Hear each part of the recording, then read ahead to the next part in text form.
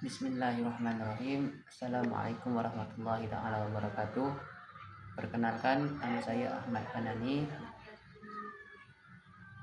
dari Universitas Nahdlatul Ulama, Fakultas Ekonomi, Program Studi Manajemen. Di sini saya akan menyampaikan jawaban-jawaban yang telah diberikan persoalannya kepada kami. Soal yang pertama itu menjelaskan pertanyaannya, jelaskan bagaimana kajian fikih yang berkembang di Nusantara dipengaruhi oleh konteks budaya dan tradisi lokal. Berikan contoh spesifik penerapan fikih lokal yang masih relevan hingga saat ini.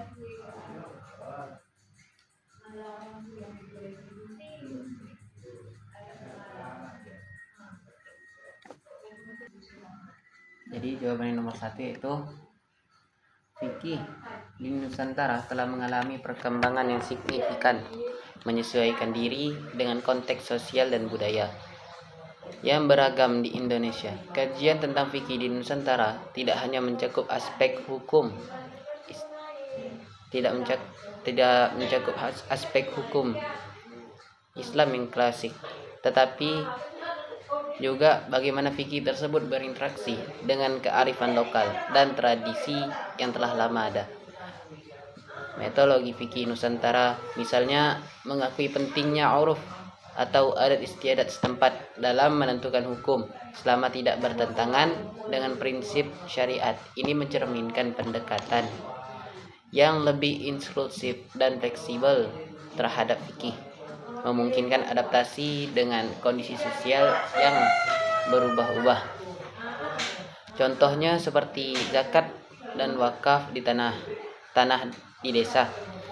Banyak masyarakat desa menerapkan sistem wakaf dalam bentuk sawah atau lahan pertanian untuk keperluan masjid atau pendidikan. Ini menunjukkan adaptasi konsep wakaf dalam konteks agraris. Kemudian persoalan yang nomor 2, dalam konteks Islam Nusantara, bagaimana kearifan lokal digunakan untuk menyesuaikan keputusan hukum Islam dan kebutuhan masyarakat? Oke, nomor 2. Jadi jawabannya, kearifan lokal memainkan peran penting dalam pengambilan keputusan hukum Islam di Indonesia, sebuah negara dengan keragaman budaya yang kaya. Kearifan lokal atau nilai-nilai dan praktik yang berkembang dalam masyarakat tertentu seringkali diintegrasikan dalam interpretasi dan penerapan hukum Islam yang memastikan bahwa keputusan hukum relevan dengan konteks sosial dan budaya setempat. Proses internalisasi syariat Islam dalam kearifan lokal telah mendorong pertumbuhan Islam yang berakar kuat pada dasar budaya masyarakat Indonesia. Tahap institusionalisasi hukum Islam juga memberikan ruang bagi nilai-nilai kearifan lokal sebagai salah satu pertimbangan. Kemudian soal yang nomor 3, sebutkan dan jelaskan 3 tantangan utama yang dihadapi Islam Nusantara dalam menghadapi globalisasi dan radikalisme. Bagaimana pendekatan Islam Nusantara mampu menjadi solusi atas tantangan tersebut?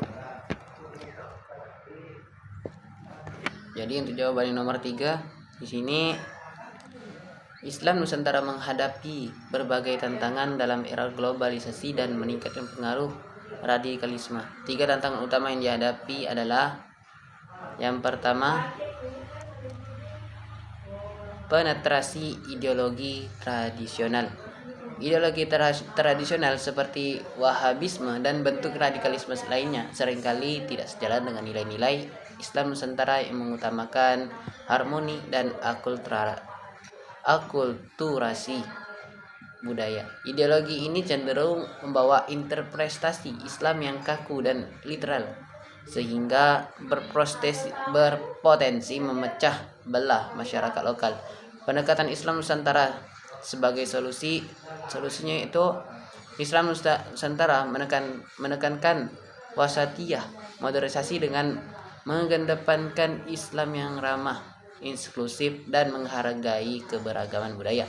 Pendekatan ini mampu meredam infiltrasi ideologi yang memaksakan homogenitas. Kemudian yang kedua, erosi nilai-nilai lokal di era globalisasi. Globalisasi seringkali membawa arus budaya asing yang dapat mengikis nilai-nilai lokal, termasuk tradisi Islam Nusantara yang kaya akan kearifan lokal. Generasi muda misalnya lebih terpapar pada budaya digital yang cenderung individualistis dan mengabaikan tradisi. Pendekatan Islam Nusantara sebagai solusi, Islam Nusantara mengintegrasikan ajaran agama dengan tradisi lokal, menjadikannya lebih relevan bagi masyarakat. Tradisi seperti tahlilan, kenduri atau peringatan Maulid Nabi Muhammad bisa diperkenalkan melalui media modern atau memperkuat identitas lokal di tengah globalisasi. Kemudian yang ketiga yaitu stigma dan polarisasi antara Islam tradisional dan radikal. Islam Nusantara sering disalahpahami sebagai bentuk Islam yang tidak murni atau terlalu kompromistis. Di sisi lain, ada polarisasi antara kelompok yang menyusung Islam tradisional dan mereka yang cenderung mengadopsi paham radikal yang memicu konflik horizontal di masyarakat. Pendekatan Islam Nusantara sebagai solusi, Islam Nusantara mengedepankan dialog antar umat Islam dan lintas agama dengan landasan budaya lokal yang toleran dan inklusif. Pendekatan ini mendorong terciptanya ruang diskusi yang membangun untuk meminimalkan konflik dan menumbuhkan persaudaraan sesama manusia. Uhwa insaniyah.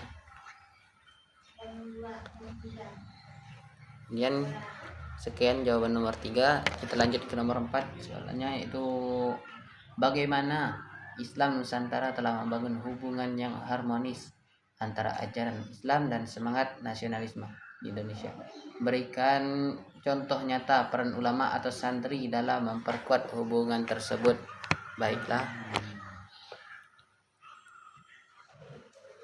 Lanjut ke nomor yang 4. Jawabannya itu hubungan antara Islam dan nasionalisme di Indonesia adalah topik yang kompleks dan multifaset.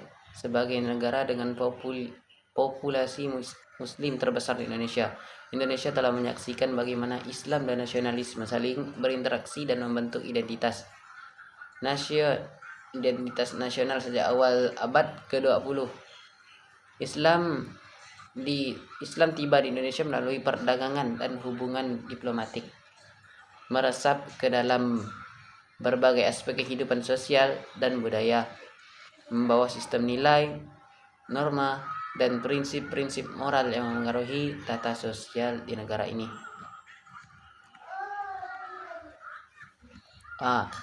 Untuk sebagai contohnya tadi, resolusi jihad Kiai Haji Hashim Asy'ari pada tahun 1945. Kiai Haji Hashim Asy'ari, pendiri Nahdlatul Ulama, mengeluarkan resolusi jihad yang memfatwakan bahwa membela tanah air dari penjajah adalah kewajiban agama. Fatwa ini memicu perjuangan heroik dalam pertempuran Surabaya pada 10 November 1945 yang kini diperingati sebagai Hari Pahlawan.